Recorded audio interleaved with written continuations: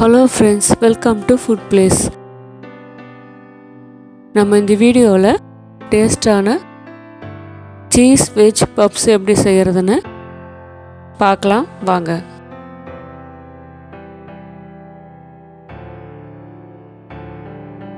முதல்ல இந்த பப்ஸுக்கு தேவையான பொருளை பார்த்துருவோம்.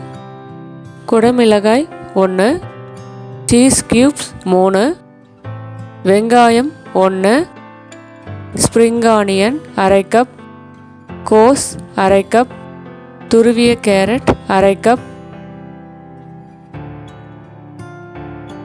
அடுத்தது garam masala 1 teaspoon, chilli powder 1 teaspoon, சீரகத்தூள் அரை டீஸ்பூன், கார்லிக் பவுடர் அரை டீஸ்பூன், ஜிஞ்சர் பவுடர் அரை டீஸ்பூன்.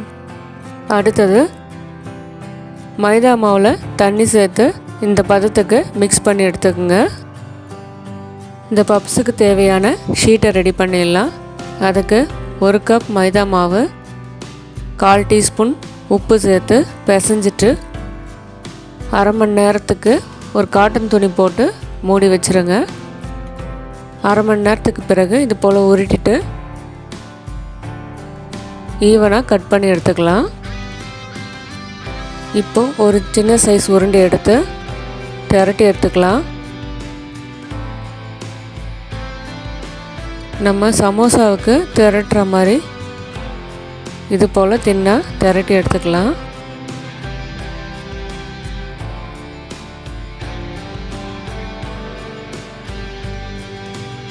இந்தளவுக்கு நல்லா தின்னாக திரட்டி எடுத்தாச்சு. மீதி உள்ள மாவையும் நம்ம இது போல் திரட்டி எடுத்துக்கலாம். இப்போ மாவை திரட்டி எடுத்தாச்சு. அடுத்தது ஸ்டவ் ஆன் பண்ணிவிட்டு தோசை தவா வச்சுட்டு நல்லா சூடு பண்ணிவிடுங்க. அதுக்கப்புறம் நல்லா லோ ஃப்ளேமில் வச்சுட்டு நம்ம ரெடி பண்ண ஷீட்டை இதில் 2 பக்கமும் ஒவ்வொரு நிமிஷம் சூடு பண்ணி எடுத்துக்கலாம்.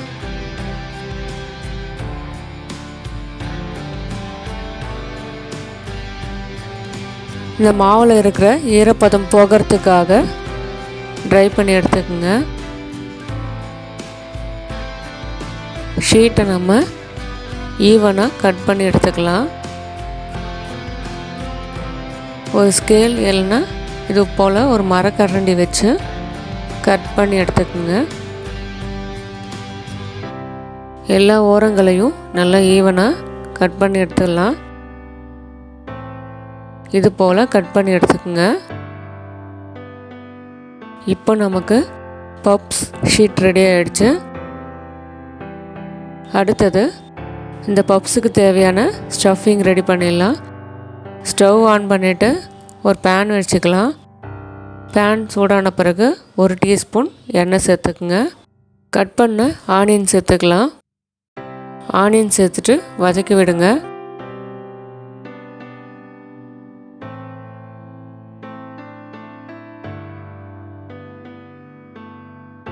அடுத்தது ஸ்ப்ரிங் ஆனியன் அடிப்பகுதி மட்டும் சேர்த்துக்கலாம்.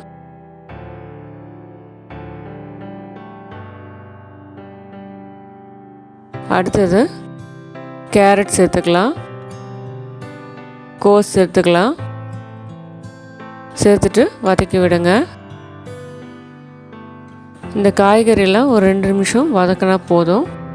அடுத்தது குடைமிளகாய் சேர்த்துக்கலாம். சேர்த்துட்டு வதக்கி விடுங்க.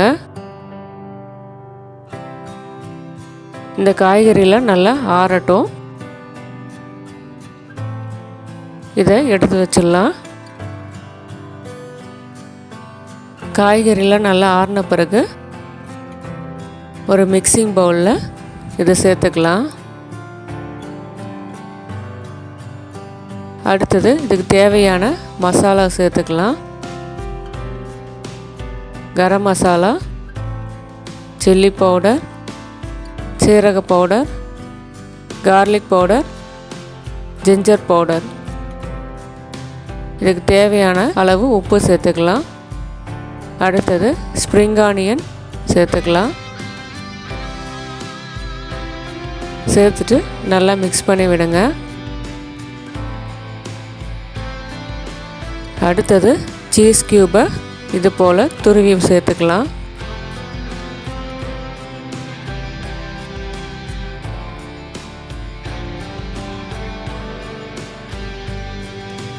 சீஸை துருவிட்டு மிக்ஸ் பண்ணி விடுங்க. இப்போது பப்ஸுக்கான ஸ்டஃபிங் ரெடி ஆகிடுச்சு. இதை எடுத்து வச்சிடலாம். அடுத்தது ஷீட் எடுத்துக்கலாம். இது போல் மைதா மாவு பேஸ்ட்டு தடவிட்டு சென்டராக தடவுங்க. அதுக்கு மேலே இன்னொரு ஷீட்டை ஒட்டிடலாம்.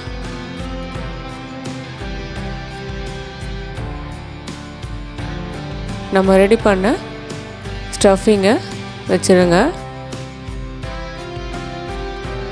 அதுக்கப்புறம் நைஃப் எடுத்து இந்த ஓரங்களில் இது போல் கட் பண்ணி விட்டுக்குங்க. 4 பக்கமும் இது போல் கட் பண்ணி விட்டுக்கலாம்.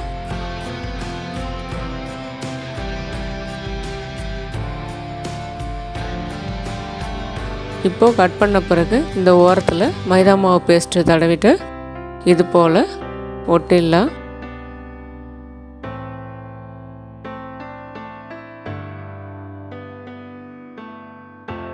நாலு பக்கமும் மைதா மாவு பேஸ்ட்டை தடவிட்டு ஒட்டிடுங்க.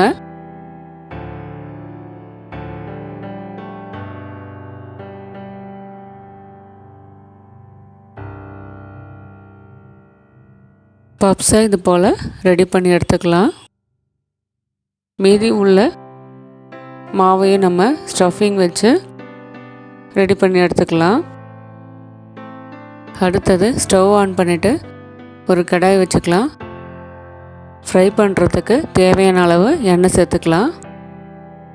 எண்ணெய் சூடான பிறகு மீடியமான தீயில வச்சுட்டு நம்ம ரெடி பண்ண பப்ஸை இதில் சேர்த்துடலாம்.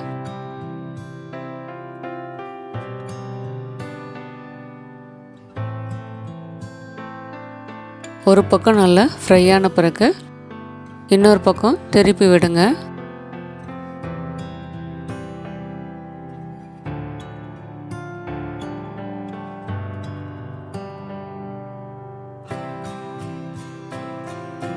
இப்போது 2 பக்கமும் நல்லா ஃப்ரை ஆன பிறகு எண்ணெயிலிருந்து எடுத்துடலாம். சூப்பரான evening snacks cheese veg puffs ready ஆகிடுச்சு.